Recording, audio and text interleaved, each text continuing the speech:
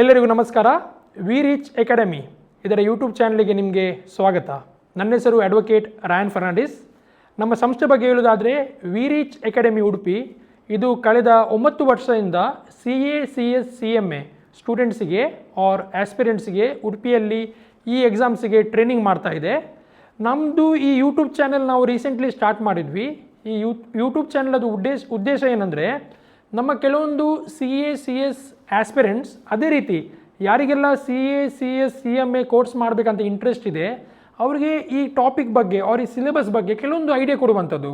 ಯಾವ ಥರ ಕ್ವಶನ್ಸ್ ಕೇಳ್ತಾರೆ, ಯಾವ ಥರ ಟಾಪಿಕ್ಸ್ ನೀವು ಓದಬೇಕು, ಯಾವ್ಯಾವ ಸ್ಟ್ರೀಮಿಂದ ಅವ್ರು ಯಾವ ಸಬ್ಜೆಕ್ಟಿಂದ ನಿಮಗೆ ಟಾಪಿಕ್ಸ್ ಇದೆ ಅಂತ ಒಂದು ಕ್ಲಾರಿಟಿ ಕೊಡಲಿಕ್ಕೆ ನಾವು ಈ ಒಂದು ವೀಡಿಯೋಸ್ ಮಾಡ್ತೇವೆ. ಸೊ ನಾನು ಬಂದುಬಿಟ್ಟು ಅಡ್ವೊಕೇಟ್ ರಾಯನ್ ಫರ್ನಾಂಡಿಸ್. ನಾನು ಲಾ ಸಬ್ಜೆಕ್ಟನ್ನು ಡೀಲ್ ಮಾಡ್ತಾ ಇದ್ದೇನೆ ವಿ ರೀಚ್ ಅಕಾಡೆಮಿಯಲ್ಲಿ. ಸೊ CA ಮತ್ತು CS ಅದೇ ರೀತಿ CMA ಸ್ಟೂಡೆಂಟ್ಸಿಗೆ, ಸ್ಪೆಷಲಿ CS ಎಕ್ಸಿಕ್ಯೂಟಿವ್ ಸ್ಟೂಡೆಂಟ್ಸಿಗೆ ಹಲವಾರು ಲಾ ಸಬ್ಜೆಕ್ಟ್ ಅವ್ರ ಹಲವಾರು ಲಾ ಟಾಪಿಕ್ಸ್ ಅವರು ಎಕ್ಸಾಮಿಗೆ ಪ್ರಿಪೇರ್ ಆಗಲಿಕ್ಕಿದೆ. ಸೊ ಈ CA CS ಮತ್ತು CMA ಸ್ಟೂಡೆಂಟ್ಸ್ ನಾನು ನೋಡಿದ್ದೇನೆ, ಅದು ಅವರು ಬರೋದು ಕಾಮರ್ಸ್ ಬ್ಯಾಕ್ಗ್ರೌಂಡಿಂದ. ಅದೇ ರೀತಿ ಅವರಿಗೆ ಲಾ ಬಗ್ಗೆ ನಾಲೆಜ್ ಸ್ವಲ್ಪ ಕಡಿಮೆ ಇರುತ್ತೆ. ಆದರೂ ಲಾ ಬಗ್ಗೆ ಕೆಲವೊಂದು ಅವರಿಗೆ ಕನ್ಫ್ಯೂಷನ್ ಇರುತ್ತೆ, ಕೆಲವೊಂದು ಬೇಸಿಕ್ ಲಾ ಅವರಿಗೆ ಅರ್ಥ ಆಗಲಿಕ್ಕೆ ಕಷ್ಟ ಆಗುತ್ತೆ.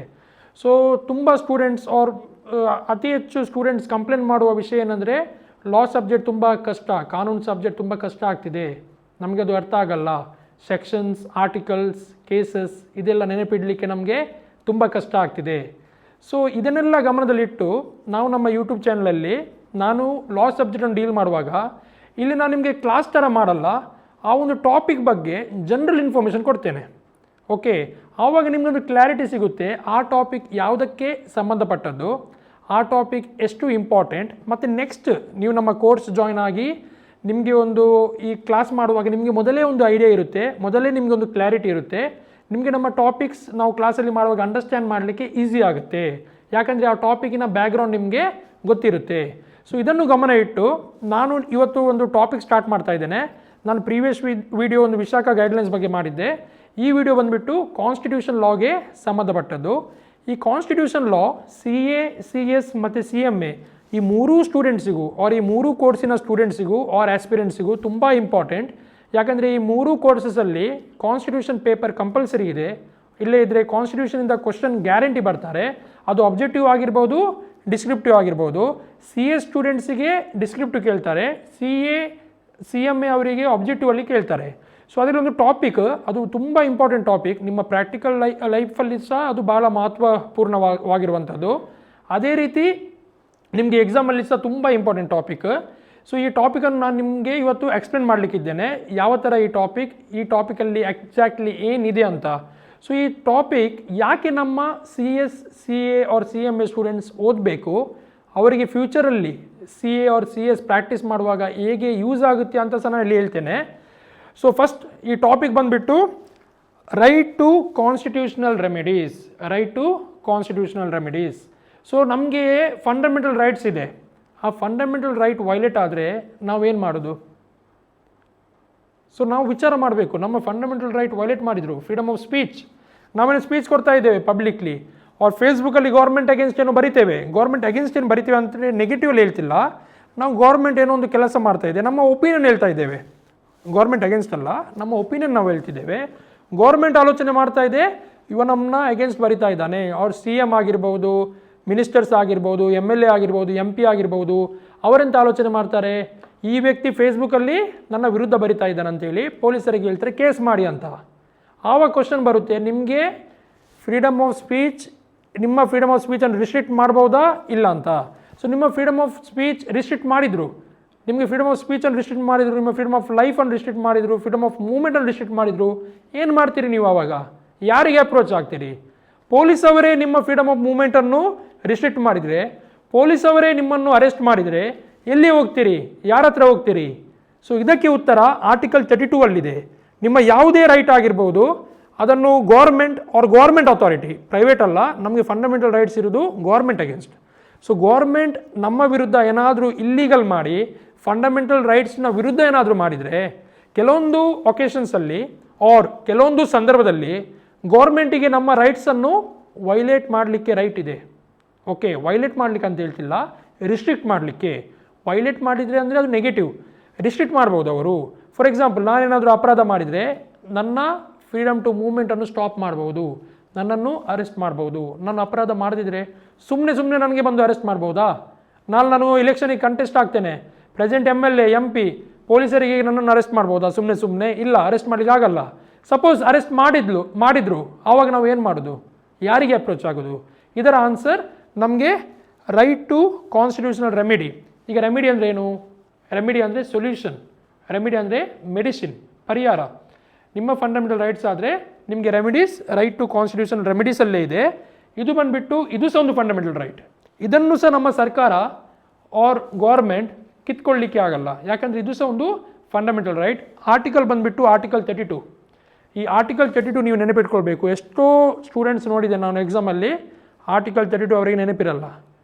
ಆಬ್ಜೆಕ್ಟಿವ್ ಕ್ವಶನ್ಸ್ ಈ CA CS CMA ಎಂಟ್ರೆನ್ಸ್ ಎಕ್ಸಾಮಲ್ಲಿ ಕೇಳ್ತಾರೆ, constitutional remedies are defined or constitutional remedies are mentioned in which article?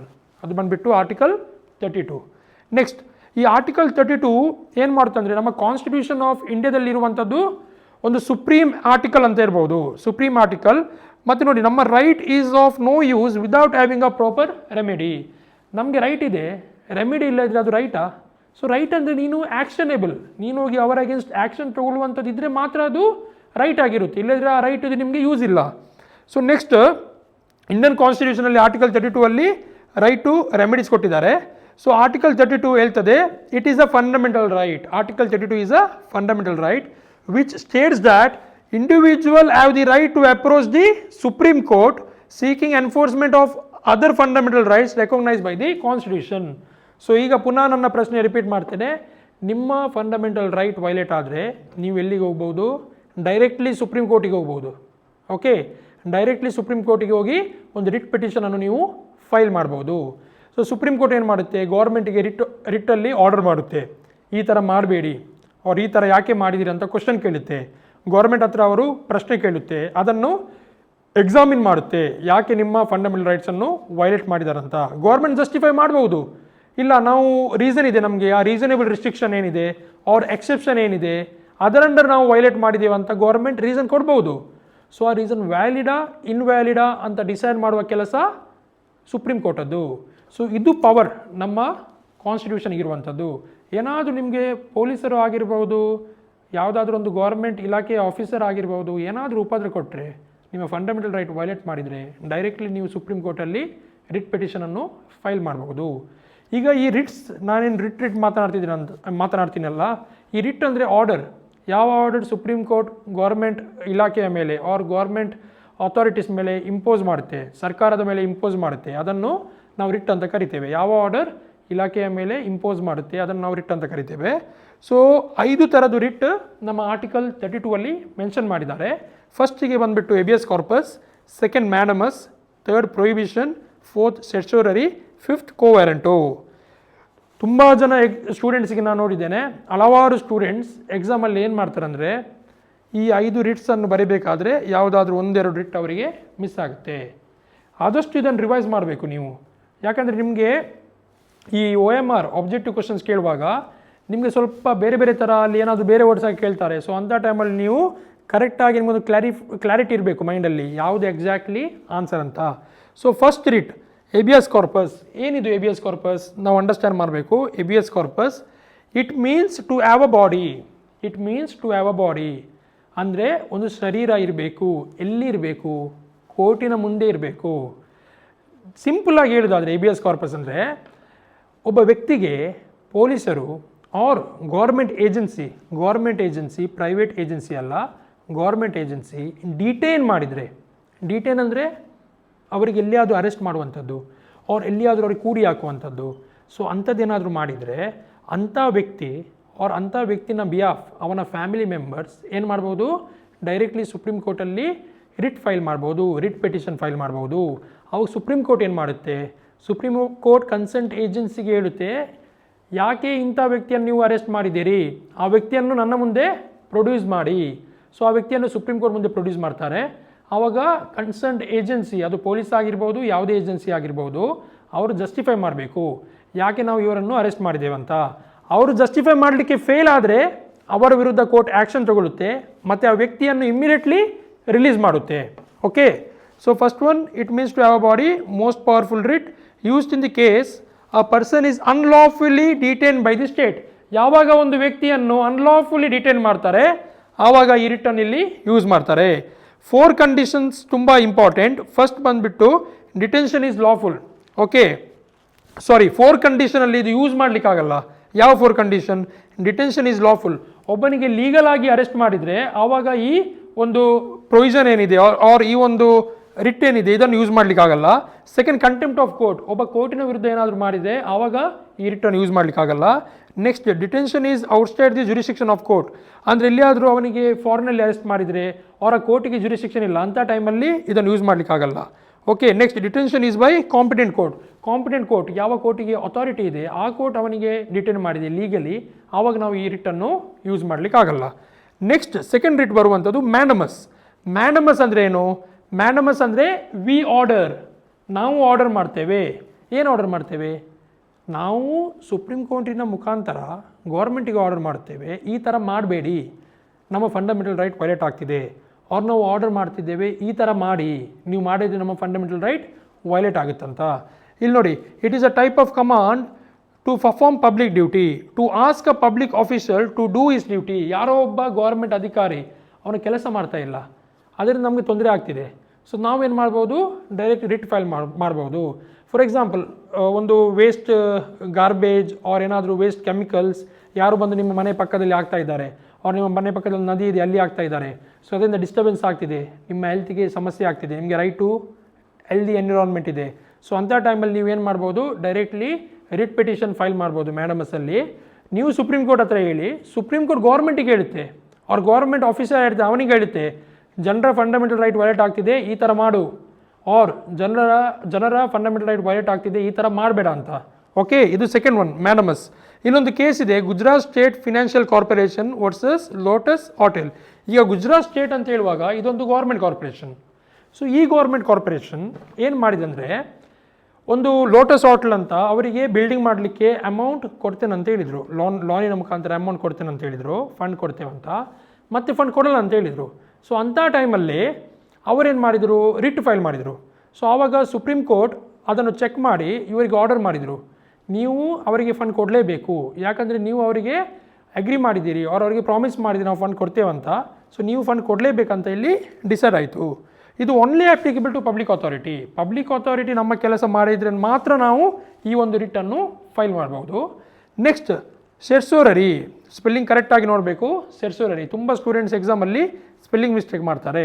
ಸೆರ್ಸೋರರಿ ಅಂದರೆ to be certified. To be certified ಏನು? ಟು ಬಿ ಸರ್ಟಿಫೈಡ್ ಅಂದರೆ ಲೋವರ್ ಕೋರ್ಟ್ ಏನು ಜಡ್ಜ್ಮೆಂಟ್ ಪಾಸ್ ಮಾಡುತ್ತೆ ಅದು ಸರಿ ಇದೆಯಾ ತಪ್ಪಿದೆಯಾ, ಅವ್ರು ಅದು ಸರಿ ಇದೆಯಾ ಅಂತ ಸರ್ಟಿಫೈ ಮಾಡೋದು ಯಾರು? Supreme Court. ಫಾರ್ ಎಕ್ಸಾಂಪಲ್, ಒಂದು ಲೋವರ್ ಕೋರ್ಟಿಗೆ ಜುರಿಸ್ಡಿಕ್ಷನ್ ಇರಲಿಲ್ಲ. ಈಗ ಜುರಿಸ್ಡಿಕ್ಷನ್ ಅಂದರೆ ಏನು? Authority to deal with the case. ಅವರಿಗೆ ಪವರ್ ಅವ್ರ ಅಧಿಕಾರ ಇರಲಿಲ್ಲ ಒಂದು ಕೇಸಿನ ವಿಚಾರಣೆ ಮಾಡಲಿಕ್ಕೆ. ಸೊ ಅಂಥ ಟೈಮಲ್ಲಿ ನಾವೇನು ಮಾಡ್ಬೋದು? ಸುಪ್ರೀಂ ಕೋರ್ಟಲ್ಲಿ ಹೋಗಿ ರಿಟ್ ಫೈಲ್ ಮಾಡ್ಬೋದು. ಈ ಕೋರ್ಟಿಗೆ ಇಲ್ಲಿ ಜುರಿಸ್ಡಿಕ್ಷನ್ ಇಲ್ಲ, ಕೋರ್ಟಿಗೆ ಅಧಿಕಾರ ಇಲ್ಲ ಈ ಕೇಸನ್ನು ತೀರ್ಮಾನ ಮಾಡಲಿಕ್ಕೆ, ಅದು ತೀರ್ಮಾನ ಮಾಡ್ತಾ ಇದೆ, ಅವ್ರು ತೀರ್ಮಾನ ಮಾಡಿ ಆಗಿದೆ, ಅವ್ರ ಜಡ್ಜ್ಮೆಂಟ್ ಸಹ ಪಾಸ್ ಮಾಡಿ ಆಗಿದೆ. ಸೊ ಜಡ್ಜ್ಮೆಂಟ್ ಪಾಸ್ ಆದ ನಂತರ ಆ ಜಡ್ಜ್ಮೆಂಟ್ ವ್ಯಾಲಿಡ್ ಹೌದಾ ಇಲ್ಲ ಅಂತ ಯಾರು ಚೆಕ್ ಮಾಡ್ತಾರೆ? ಸುಪ್ರೀಂ ಕೋರ್ಟ್ ಚೆಕ್ ಮಾಡುತ್ತೆ. ಇಲ್ಲಿ ನೋಡಿ, to be certified, lower court to submit their records to the Supreme Court or high court for review to check the judgment of the lower court.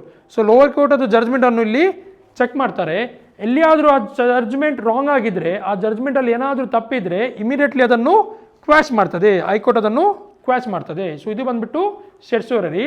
Next one, prohibition. Prohibition ಅಂದರೆ to forbid, to forbid. Okay, ಮತ್ತು certiorari ಅಂದರೆ to be certified. Certiorari is to be certified and prohibition is to forbid. Same ಏನು ನಾವು ಈಗ ಸೆರ್ಸೋರಲ್ಲಿ ನೋಡಿದ್ವಿ, ಅದು judgment pass ಆದ ನಂತರ. ಇದು ಜಡ್ಜ್ಮೆಂಟ್ ಪಾಸ್ ಆಗುವ ಮೊದಲು ಯಾವುದಾದ್ರೂ ಒಂದು ಜುಡಿಷಿಯಲ್ ಅಥಾರಿಟಿ ಅವ್ರು ಯಾವುದಾದ್ರೂ ಒಂದು ನಾನ್ ಜುಡಿಷಿಯಲ್ ಅಥಾರಿಟಿ, ಟ್ರಿಬ್ಯುನಲ್ ಆಗಿರ್ಬೋದು, ಕೋರ್ಟ್ ಆಗಿರ್ಬೋದು, ಅವರಿಗೆ ಜುರಿಸ್ಡಿಕ್ಷನ್ ಇಲ್ಲದೆ, ಅವರಿಗೆ ಅಧಿಕಾರ ಇಲ್ಲದೆ ಯಾವುದಾದ್ರೂ ಒಂದು ಕೇಸನ್ನು ಡೀಲ್ ಮಾಡ್ತಾ ಇದ್ದರೆ ಇಮಿಡಿಯೇಟ್ಲಿ ಆ ಕೇಸನ್ನು ಅಲ್ಲೇ ಸ್ಟಾಪ್ ಮಾಡಿ ಯಾವ ಕೋರ್ಟಿಗೆ ಅದು ಹೋಗಬೇಕು, ಅವ್ರು ಯಾವ ನ್ಯಾಯಾಲಯಕ್ಕೆ ಅದು ಹೋಗಬೇಕಲ್ಲ ಅದೇ ನ್ಯಾಯಾಲಯಕ್ಕೆ ಅವ್ರು ಏನು ಮಾಡ್ತಾರೆ? ಟ್ರಾನ್ಸ್ಫರ್ ಮಾಡ್ತಾರೆ. ಓಕೆ, ಅದೇ ನ್ಯಾಯಾಲಯಕ್ಕೆ ಅವರು ವರ್ಗಾವಣೆ ಮಾಡ್ತಾರೆ. ಸೊ ಇದು ಬಂದುಬಿಟ್ಟು prohibition. So judgment, see this writ is used before the judgment is pronounced to prohibit the judgment of lower court. So lower court judgment ಕೊಡುವ ಮೊದಲೇ ಅದನ್ನು ಪ್ರೊಹಿಬಿಟ್ ಮಾಡಿ ಇನ್ನೊಂದು ಕಡೆ ಟ್ರಾನ್ಸ್ಫರ್ ಮಾಡ್ತಾರೆ. ಓಕೆ, ನೆಕ್ಸ್ಟ್ ಕೋವ್ಯಾರಂಟು ಅಂದರೆ ಆನ್ ವಾಟ್ ಅಥಾರಿಟಿ, ಯಾವ authority ಅಂತ. ಫಾರ್ ಎಕ್ಸಾಂಪಲ್, ಯಾವ ಅಥಾರಿಟಿಯಲ್ಲಿ ಒಬ್ಬ ಡಿಸ್ಟ್ರಿಕ್ಟ್ ಕಲೆಕ್ಟರ್ ಆಗಿರ್ಬೋದು, ಡಿಸ್ಟ್ರಿಕ್ಟ್ ಕಮಿಷನರ್ ಆಗಿರ್ಬೋದು, SP ಆಗಿರ್ಬೋದು, ಆ ಪೋಸ್ಟನ್ನು ಹೋಲ್ಡ್ ಮಾಡ್ತಾ ಇದ್ದಾನೆ. ನಾವು ಕ್ವಶನ್ ಮಾಡ್ಬೋದು, ನೀನು UPSC ಎಕ್ಸಾಮ್ ಕ್ಲಿಯರ್ ಮಾಡಿದೆಯಾ, ನಿನ್ನಾದರೆ ಅಪಾಯಿಂಟ್ಮೆಂಟ್ ಆರ್ಡರ್ ಇದೆಯಾ ಅಂತ ನಾನು ಅವನಿಗೆ ಕ್ವಶನ್ ಮಾಡ್ಬೋದು. ಅಟ್ ದ ಸೇಮ್ ಟೈಮ್ ಈ ಕನ್ಸರ್ನ್ಡ್ ಆರ್ಡರ್ಸ್, ಅವ್ರು ಏನೆಲ್ಲ ಆರ್ಡರ್ ಪಾಸ್ ಮಾಡ್ತಾರೆ, ನಮ್ಮ ಮೇಲೆ ಏನೋ ರೂಲ್ ಎಲ್ಲ ಮಾಡ್ತಾರೆ, ನೀವು ಈ ಥರ ಮಾಡಬಾರ್ದು, ಈ ಥರ ಮಾಡಬೇಕು ಅಂತ ಗೌರ್ಮೆಂಟ್ ಆಗಿರ್ಬೋದು, ಈ ಯಾರು ಎಕ್ಸಿಕ್ಯೂಟಿವ್ ಆಫೀಸರ್ಸ್, ಅಡ್ಮಿನಿಸ್ಟ್ರೇಟಿವ್ ಆಫೀಸರ್ಸ್ ಏನಿದ್ದಾರೆ, ಅವ್ರು ಕೆಲವೊಮ್ಮೆ ನಮ್ಮ ಮೇಲೆ ರೂಲ್ ಪಾಸ್ ಮಾಡ್ತಾರೆ. ಯಾವುದಾದ್ರೂ ರೂಲ್ ಪಾಸ್ ಮಾಡಬೇಕಾದ್ರೆ ಅವರಿಗೆ ಯಾವುದಾದ್ರೂ ಒಂದು ಕಾನೂನಲ್ಲಿ ಅಧಿಕಾರ ಕೊಡಬೇಕು. ಕಾನೂನಲ್ಲಿ ಅವರಿಗೆ ಅಧಿಕಾರ ಕೊಡದೆ ಅವರು ನಮ್ಮ ಎಗೇನ್ಸ್ಟ್ ರೂಲ್ ಪಾಸ್ ಮಾಡಲಿಕ್ಕೆ ಆಗಲ್ಲ. ಸೊ ನಾವೇನು ಮಾಡ್ತೇವೆ ಅಂದರೆ ಕ್ವಶನ್ ಮಾಡ್ತೇವೆ. ನಮ್ಮ ಈಗ ರೈಟ್ ಟು ಈಕ್ವಾಲಿಟಿ, ಈ ಯಾವುದಾದೊಂದು ಇಲಾಖೆ, ಫಾರ್ ಎಕ್ಸಾಂಪಲ್ ಯಾವುದೊಂದು ಇಲಾಖೆ ಏನು ಮಾಡ್ತಿದೆ ಅಂದರೆ ಒಂದು ವರ್ಗದ ಜನರಿಗೆ ಮಾತ್ರ ಹೆಲ್ಪ್ ಮಾಡ್ತಾ ಇದೆ, ನಮಗೆ ಹೆಲ್ಪ್ ಮಾಡ್ತಿಲ್ಲ. So right to equality valid ಆಯಿತು. ಸೊ ಅಂಥ ಟೈಮಲ್ಲಿ ನಾವು ರಿಟ್ ಪಿಟಿಷನ್ ಫೈಲ್ ಮಾಡಿದೆ ಸುಪ್ರೀಂ ಕೋರ್ಟಲ್ಲಿ. ಸುಪ್ರೀಂ ಕೋರ್ಟ್ ಆ ಕನ್ಸರ್ನ್ ಇಲಾಖೆಗೆ ಕೇಳುತ್ತೆ, ಯಾವ ಅಥಾರಿಟಿಯಲ್ಲಿ ನೀವು ಈ ಒಂದು ಡಿಫ್ರೆನ್ಷಿಯೇಷನ್ ಮಾಡಿದ್ದೀರಂತ. ಸೊ ಆವಾಗ ಅವರು ಡಿಫೆನ್ಸ್ ತೊಗೊಳ್ಬೋದು, ರಿಸರ್ವೇಷನ್ ಇದೆ, ನಮಗೆ ಕಾನ್ಸ್ಟಿಟ್ಯೂಷನಲ್ಲಿ ಆರ್ಟಿಕಲ್ 15ನಲ್ಲಿ ಪವರ್ ಕೊಟ್ಟಿದ್ದಾರಂತ. ಸೊ ಅದು ವ್ಯಾಲಿಡಾ ಇಲ್ಲ ಅಂತ ಡಿಸೈಡ್ ಮಾಡೋದು ಸುಪ್ರೀಂ ಕೋರ್ಟ್. ಸೊ ನಮ್ಮ ಫಂಡಮೆಂಟಲ್ ರೈಟ್ ವೈಲೇಟ್ ಆಗುತ್ತೆ. ಕೆಲವೊಮ್ಮೆ ಏನು ಮಾಡ್ತಾರೆ ಅಂದರೆ ಎಕ್ಸೆಸಿವ್ ಪವರ್ ಯೂಸ್ ಮಾಡೋದು, ಓಕೆ, ನಮ್ಮ ಮೇಲೆ ದಬ್ಬಾಳಿಕೆ ಮಾಡುವಂಥದ್ದು. ಸೊ ಅಂಥ ಟೈಮಲ್ಲಿ ನಾವು ರಿಟ್ ಫೈಲ್ ಮಾಡಿ ಅವರ ಪರ್ಟಿಕ್ಯುಲರ್ ಆರ್ಡರ್, ಅವರ ಪರ್ಟಿಕ್ಯುಲರ್ ಪೊಸಿಷನನ್ನು ನಾವು ಪ್ರಶ್ನೆ ಮಾಡ್ಬೋದು, ಯಾವ ಅಥಾರಿಟಿಯಲ್ಲಿ ಮಾಡ್ತಾ ಇದ್ದೀರಂತ. ಸೊ ಆವಾಗ ಅವರು ಸುಪ್ರೀಂ ಕೋರ್ಟಿಗೆ ಆನ್ಸರೇಬಲ್ ಆಗ್ತಾರೆ. ಎಲ್ಲಿಯಾದರೂ ಅವರಿಗೆ ಅಥಾರಿಟಿ ಇಲ್ಲೇ ಇದ್ದರೆ ಇಮಿಡಿಯೇಟ್ಲಿ ಅವರು ಮಾಡುವ ಕೆಲಸ, ಅವರ ಆರ್ಡರ್ನಲ್ಲೇ ಕ್ಯಾನ್ಸಲ್ ಮಾಡಿಬಿಡ್ತಾರೆ.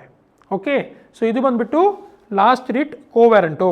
ಓಕೆ, ಸೊ ನೀವು ಇಲ್ಲಿ ನೆನಪಿಟ್ಕೊಳ್ಬೇಕು, first one mandamus, second one, first one habeas corpus ಬಂದುಬಿಟ್ಟು ಟು ಹ್ಯಾವ್ ಅ ಬಾಡಿ. ಯಾರಿಗಾದರೂ ಇಲ್ಲಿಗಲ್ ಡಿಟೈನ್ ಮಾಡಿದರೆ ಅವನ ಯಾವ ರೈಟ್ ವೈಲೇಟ್ ಆಗುತ್ತೆ? ಅವನ ರೈಟ್ ಟು ಫ್ರೀಡಮ್ ಆಫ್ ಇದು ಮೂವ್ಮೆಂಟ್ ವೈಲೇಟ್ ಆಗುತ್ತೆ, ಫ್ರೀಡಮ್ ಆಫ್ ಸ್ಪೀಚ್ ವೈಲೇಟ್ ಆಗುತ್ತೆ, right to life, right to liberty. ಒಬ್ಬನಿಗೆ ನಾವು ಎಲ್ಲಿಯಾದರೂ ಡಿಟೈನ್ ಮಾಡಿದರೆ ಅವನ ಹಲವಾರು ರೈಟ್ಸ್ ವೈಲೇಟ್ ಆಗುತ್ತೆ. ಅದೇ ಥರ ಸೆಕೆಂಡ್ ಬರುವಂಥದ್ದು ಮ್ಯಾನಮಸ್, ಬಿ ಆರ್ಡರ್. ಎಷ್ಟೋ ಸರ್ತಿ ಏನಾಗುತ್ತೆ ಅಂದರೆ ಅವರು ಏನೋ ಒಂದು ಕೆಲಸ ಮಾಡಬೇಕಾಗುತ್ತೆ, ಆ ಒಂದು ಕೆಲಸ ಅವರು ಮಾಡದೆ ನಮ್ಮ ರೈಟ್ ವೈಲೇಟ್ ಆಗುತ್ತೆ. ಓಕೆ, ಅವರ ಕೆಲಸ ಒಂದು ಅವರು ಮಾಡದಿದ್ದರೆ ನಮ್ಮ ರೈಟ್ ವೈಲೇಟ್ ಆಗುತ್ತೆ. ಸೊ ಅಂಥ ಟೈಮ್ ಸುಪ್ರೀಂ ಕೋರ್ಟ್ ಮುಖಾಂತರ ನಾವು ಅವರಿಗೆ ಆರ್ಡರ್ ಮಾಡುವಂಥದ್ದು. ನಾವು ಈಗಿನ ಆಫೀಸಿಗೆ ಹೋಗಿ ಹೇಳಿದರೆ ಅವರು ನಮ್ಮ ಕೆಲಸ ಮಾಡಲ್ಲ, ಹೇಳಿ ಕೇಳ್ತಾರೆ ನಾನು ಪಬ್ಲಿಕ್ ಸರ್ವೆಂಟ್ ಅಂತ. ಆದರೆ ಏನು ಪಬ್ಲಿಕ್ ಸರ್ವೆಂಟ್ ಅಂತ ಯಾರಿಗೆ ಗೊತ್ತು? ಖಾಲಿ ದುಡ್ಡು ಕೊಟ್ಟರೆ ಮಾತ್ರ ಸರ್ವೆಂಟ್ ದುಡ್ಡು ಕೊಟ್ಟರೆ ಮಾತ್ರ ಕೆಲಸ ಮಾಡುವ ಒಂದು ಪರಿಸ್ಥಿತಿಯಲ್ಲಿ ನಾವಿದ್ದೇವೆ. ಹಲವಾರು ಇಲಾಖೆಯಲ್ಲಿ ಇದೇ ಆಗ್ತಾ ಇದೆ. ನಿಮ್ಮ ಫೈಲಲ್ಲಿ ಒಂದು ನೋಟ್ ಇಲ್ಲ ಇದ್ದರೆ ಆ ಇಲಾಖೆಯವರು ನಿಮ್ಮ ಕೆಲಸ ಮಾಡಲ್ಲ, ಇದು ರಿಯಾಲಿಟಿ. ಓಕೆ, ಯಾವ ಇಲಾಖೆ ಅಂತ ನಾನು ಹೇಳ್ತಿಲ್ಲ, ನೀವು ಬೇಕಾದರೆ ಅದು ಆಲೋಚನೆ ಮಾಡ್ಬೋದು. ಆದರೆ ಹಲವಾರು ಇಲಾಖೆಯಲ್ಲಿ ಒಳ್ಳೆ ಆಫೀಸರ್ ಇದ್ದಾರೆ, ಹಲವಾರು ಇಲಾಖೆ ಒಳ್ಳೆ ಕೆಲಸ ಮಾಡ್ತಾ ಇದೆ. ಓಕೆ, ನೆಕ್ಸ್ಟ್ ಬಂದುಬಿಟ್ಟು ಸೆರ್ಸೋರರಿ ಅಂದರೆ ಸರ್ಟಿಫೈ ಮಾಡೋದು, ಕೋರ್ಟದ್ದು ಜಡ್ಜ್ಮೆಂಟ್ ಸರಿ ಇದೆ ಇಲ್ಲ, ಕೋರ್ಟಿಗೆ ಅಥಾರಿಟಿ ಇದೆಯಾ ಇಲ್ಲ ಅಂತ. ಫೋರ್ತ್ ಬಂದುಬಿಟ್ಟು ಪ್ರೊಹಿಬಿಷನ್. ಕೆಲವೊಂದು ಕೇಸ್ ಅದು ಕೋರ್ಟಿಗೆ ಹೋಗುವ ಮೊದಲೇ ಅದನ್ನು ಪ್ರೊಹಿಬಿಟ್ ಮಾಡುವಂಥದ್ದು, ಕೋರ್ಟಲ್ಲಿ ಡಿಸೈಡ್ ಆಗಿ ಜಡ್ಜ್ಮೆಂಟ್ ಬರೋ ಮೊದಲೇ ಅದನ್ನು ಪ್ರೊಹಿಬಿಟ್ ಮಾಡುವಂಥದ್ದು. ನೆಕ್ಸ್ಟ್ ಲಾಸ್ಟಿಗೆ ಕೋವ್ಯಾರಂಟು, ಆನ್ ವಾಟ್ ಅಥಾರಿಟಿ, ಯಾವ ಅಥಾರಿಟಿಯಲ್ಲಿ ಈ ಆರ್ಡರ್ ಮಾಡ್ತಾ ಇದ್ದಿ, ಯಾವ ಅಥಾರಿಟಿಯಲ್ಲಿ ಈ ಪೊಸಿಷನಲ್ಲಿ ಇದ್ದಿ ಅಂತ ನಾವು government agency or public authority ಇರುವ ಆಫೀಸರ್ಸ್ ಆಗಿರ್ಬೋದು, ಅವರು ಪಾಸ್ ಮಾಡುವ ರೂಲ್ಸ್, ಅವರು ಪಾಸ್ ಮಾಡುವ ಆರ್ಡರ್ಸನ್ನು ಕ್ವಶನ್ ಮಾಡ್ಬೋದು. ಇದು ಭಾಳ ಇಂಪಾರ್ಟೆಂಟ್. ಕೆಲವೊಮ್ಮೆ ಅವರವರ ಪವರನ್ನು ಮಿಸ್ಯೂಸ್ ಮಾಡ್ತಾರೆ. ಕಾನ್ಸ್ಟಿಟ್ಯೂಷನಲ್ಲಿ ಅವರಿಗೆ ಪವರ್ ಇಲ್ಲದೆ ಸಹ ಮಿಸ್ಯೂಸ್ ಮಾಡಿ ನಮ್ಮ ಮೇಲೆ ಏನೇನು ರೂಲ್ ಮಾಡ್ತಾರೆ, ನಮ್ಮ ಮೇಲೆ ದಬ್ಬಾಳಿಕೆ ಮಾಡಲಿಕ್ಕೆ ನೋಡ್ತಾರೆ. ಅವರ ದಬ್ಬಾಳಿಕೆಯನ್ನು ಕಂಟ್ರೋಲ್ ಮಾಡಲಿಕ್ಕೆ ಈ 5 ರಿಟ್ ನಮಗೆ ಕಾನ್ಸ್ಟಿಟ್ಯೂಷನಲ್ಲಿ ಡಾಕ್ಟರ್ BR ಅಂಬೇಡ್ಕರ್ ಅವರು ಕೊಟ್ಟಿದ್ದಾರೆ. ಯಾಕೆ ಡಾಕ್ಟರ್ BR ಅಂಬೇಡ್ಕರ್ ಅವರ ಹೆಸರು ಹೇಳ್ತಾ ಇದ್ದೇನೆಂದರೆ, ಅವರು ಮೆನ್ಷನ್ ಮಾಡಿದ್ದಾರೆ ಈ ಆರ್ಟಿಕಲ್ 32 ಏನಿದೆಯಲ್ಲ, ಇದು heart and soul of Indian constitution ಅಂತ ಹೇಳಿದ್ದಾರೆ. ಯಾಕಂದರೆ ಈ ಒಂದು ಆರ್ಟಿಕಲ್ ಇಲ್ಲೇ ಇದ್ದರೆ ನಮ್ಮ ಫಂಡಮೆಂಟಲ್ ರೈಟ್ಸ್ಗೆ ಮೀನಿಂಗೇ ಇಲ್ಲ, ನಮ್ಮ ಫಂಡಮೆಂಟಲ್ ರೈಟ್ಸ್ಗೆ ವ್ಯಾಲ್ಯೂವೇ ಇಲ್ಲ. ಸೊ ಆದಷ್ಟು ಸಿಟಿಸನ್ಸಿಗೆ, ನಮ್ಮಂಥವರಿಗೆ ಈ right to constitutional remedy article 32 ಏನಿದೆ ಇದರ ಬಗ್ಗೆ ಇನ್ಫಾರ್ಮೇಷನ್ ಇಲ್ಲ. ಯಾವುದೊಂದು ಇಲಾಖೆಗೆ ಹೋಗ್ತಾರೆ, ಯಾವುದೊಂದು ಆಫೀಸಿಗೆ ಹೋಗ್ತಾರೆ, ಕೆಲಸ ಆಗಲಿಲ್ಲ ಆದರೆ ಸರಿ ಆಯ್ತು ಅಂತ ಹಿಂದೆ ಬರ್ತಾರೆ. ಅವ ಏನಾದರೂ 10 ಸರ್ತಿ ಬಾ ಅಂತ ಹೇಳಿದರೆ 10 ಸರ್ತಿ ಹೋಗ್ತಾರೆ. ಅದು ಬಿಟ್ಟು ನಮಗೆ ಈ ಥರ ಒಂದು ರೈಟ್ ಇದೆ, ಈ ಥರ ನಾವು ಸುಪ್ರೀಂ ಕೋರ್ಟಿಗೆ ಅಪ್ರೋಚ್ ಮಾಡ್ಬೋದು ಅನ್ನೋ ಒಂದು ಇನ್ಫಾರ್ಮೇಷನ್ ಇಲ್ಲ. ಸೊ ಆದಷ್ಟು ನೀವು ಈ ಇನ್ಫಾರ್ಮೇಷನನ್ನು ನೋಡಬೇಕು, ಯಾಕಂದರೆ ಪ್ರಾಕ್ಟಿಕಲಿ ನಿಮಗೆ ಯೂಸ್ ಆಗುತ್ತೆ, ಎಕ್ಸಾಮಿಗೆ ನಿಮಗೆ ಇದು ಯೂಸ್ ಆಗುತ್ತೆ. ಸೊ ನೋಡಿ, ಇಂಥದ್ದು ಲಾ ಸಬ್ಜೆಕ್ಟ್ ಆರ್ ಇಂಥದ್ದು ಆರ್ಟಿಕಲ್ಸ್ ನಮ್ಮ ಕಾನ್ಸ್ಟಿಟ್ಯೂಷನಲ್ಲಿದೆ, ಯಾವುದು ನೀವು ಎಕ್ಸಾಮಿಗೆ ಓದಬೇಕು, ತುಂಬ ಈಸಿ. ಇದು ನೋಡಿ ಟಾಪಿಕ್ಸ್ 5 ರಿಟ್ ಎಷ್ಟು ಈಸಿ ಆಗಿದೆ. ಸೊ ಎಕ್ಸಾಮಲ್ಲಿ ಈ ಕಾನ್ಸ್ಟಿಟ್ಯೂಷನ್ ಸಬ್ಜೆಕ್ಟ್ ತುಂಬ ಈಸಿ ಆಗಿದೆ. ಸೊ ಈ ಥರನೇ ನಾನು ಈಚ್ ಆ್ಯಂಡ್ ಎವ್ರಿ ಟಾಪಿಕ್ ಬಗ್ಗೆ ನಿಮಗೆ ಜಸ್ಟ್ ಒಂದು ಐಡಿಯಾ ಕೊಡ್ತೇವೆ. ನೀವು ಮೋರ್ ಇನ್ಫಾರ್ಮೇಷನಿಗೆ ನಮ್ಮ ಆನ್ಲೈನ್ ಕೋರ್ಸ್ ಜಾಯ್ನ್ ಆಗಿರ್ಬೋದು. ಅಲ್ಲಿ ನಾವು ಇನ್ ಡೀಟೇಲ್ ನಿಮಗೆ ನೋಟ್ಸ್ ಕೊಡ್ತೇವೆ, ಅದೇ ಥರ ಇನ್ ಡೀಟೇಲ್ ನಾವು ಕ್ಲಾಸ್ ಮಾಡ್ತೇವೆ. ಸೊ ಈ ಒಂದು ಕ್ಲಾಸ್ ಕೇಳಿದ್ದಕ್ಕೆ ನಿಮ್ಮೆಲ್ಲರಿಗೆ ಧನ್ಯವಾದ. ಇದೇ ರೀತಿ ನೆಕ್ಸ್ಟ್ ವೀಡಿಯೋ ನೋಡ್ತಾ ಇರಿ. Thank you.